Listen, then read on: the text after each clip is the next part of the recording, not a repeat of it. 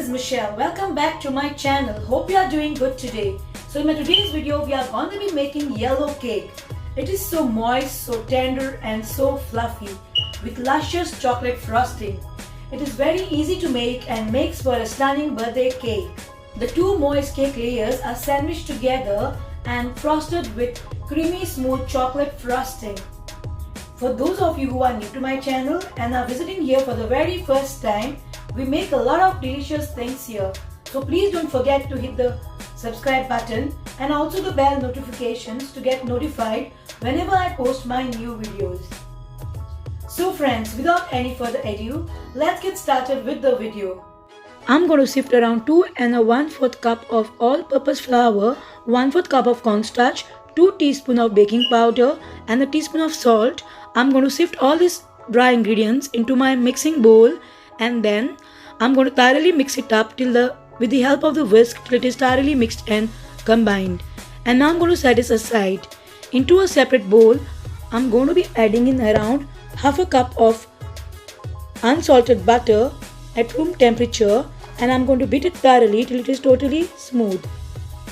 And then to this I'm going to be adding in around 1 and 1/4 cup of granulated sugar and I'm going to beat it together till it is totally combined and till it is light and fluffy. Make sure to scrape the bowl in the middle if necessary.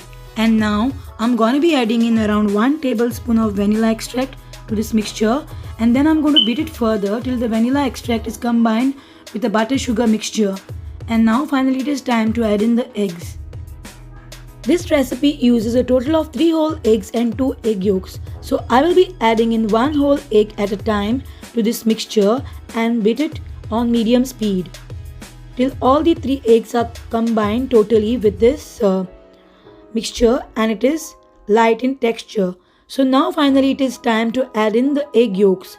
So once I'm done with mixing the eggs, I'll be adding in the egg yolks to this mixture and I will continue beating it till the mixture is light in texture until all the eggs are totally combined with this mixture. Now I will be adding in around 1/4 cup of flavorless vegetable oil to this. This will help to give my cake soft crumb even if the cake is a day old or it has been chilling in the fridge. And I'm going to beat this further till this oil is totally combined with my cake batter. So finally it is time to add in my dry ingredients to the wet ingredients. So here I have got my dry ingredients and a cup of buttermilk. We will be adding a dry mixture and buttermilk to this cake batter in like 3 alternating batches and continue mixing it on low speed. I'm going to be adding in the flour mixture and then some buttermilk mixture to this and then finally the remaining flour mixture and then finally the remaining buttermilk mixture.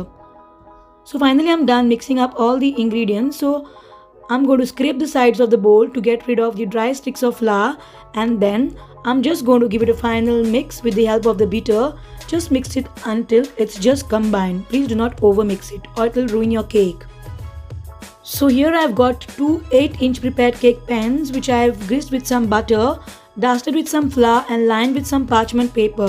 So I'm going to evenly distribute the cake batter between my 2 prepared cake tins. Now my cakes are ready to go into the oven and now I'm going to bake my cakes for 180 degrees Celsius or for about half an hour or until the centers are set and springy or a toothpick inserted at the center of the cake comes out clean. Allow the layers of the cake to cool in the pan for a few minutes and then invert it onto the wire rack to cool completely before applying frosting to the cake.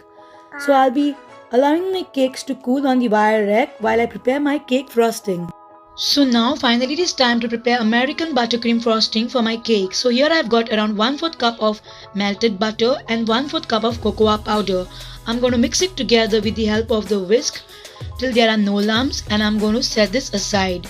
And now I'm going to be preparing chocolate ganache. For this I need around 1/3 cup of semi-sweet chocolate chips and 1/4 cup of milk. I'm going to pop this into the microwave till the chocolate is melted and then with the help of the whisk I'm going to mix this together till it is silky and smooth. And now I'm going to cream around 226 grams of unsalted butter at room temperature. till it is smooth and creamy. And now I'm gonna be adding this bloomed cocoa powder to this creamed butter, and again with the help of my hand beater I'm going to whisk it up together till it is totally smooth and incorporated.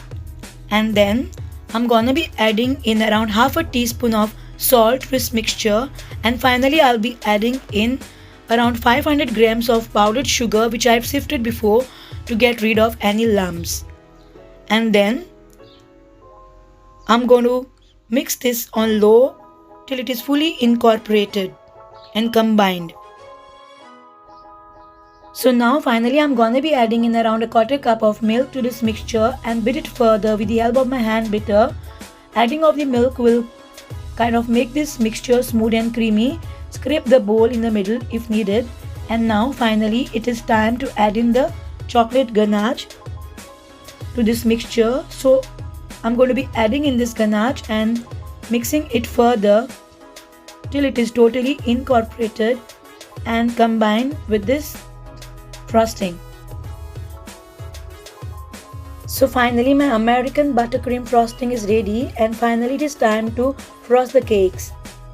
I will start by putting the dollop of frosting on my cake platter, and then I will place my first cake layer with the flat side up onto my cake platter and spread the top with generous 1/3 amount of frosting. I love a thick layer of frosting in the middle of my cake, and I'm going to spread this frosting with the help of my offset spatula. And then I will add the second layer of the cake with flat side up so that we have an even top. So now I'll be adding the most of the remaining frosting on top of the cake, and I'm going to spread it around all over my cake with the help of my offset spatula. And then I'm going to apply some of the frosting to the sides of the cake with my offset spatula. When it comes to decorating the cake, we are not going for perfection because what we want is more of a rustic look. So with the help of the spatula, I'm going to create swirls and wave designs on top and the sides of my cake. In order to do this wave design, we need to apply a generous amount of frosting to the cake. And then with the help of the paper towel, I'm going to wipe off the excess frosting from the cake platter to make it look neat. Now all we need to do is put a little bit of sprinkles all around the edge of my cake to make my cake look pretty. Sprinkles are always fun when you are making a birthday cake, and even kids love sprinkles on the cake. So then finally my cake is fully ready, and finally I'm going to pop this cake into the fridge for a couple of hours for the frosting to set before I cut my cake. After chilling this cake, the frosting is totally set up and it's really nice. You can cut it easily. So just look at this cake, it's so soft, so fluffy, and just look at this luscious chocolate frosting. I will enjoy my cake and I will see you directly in my next video. Till then, bye bye.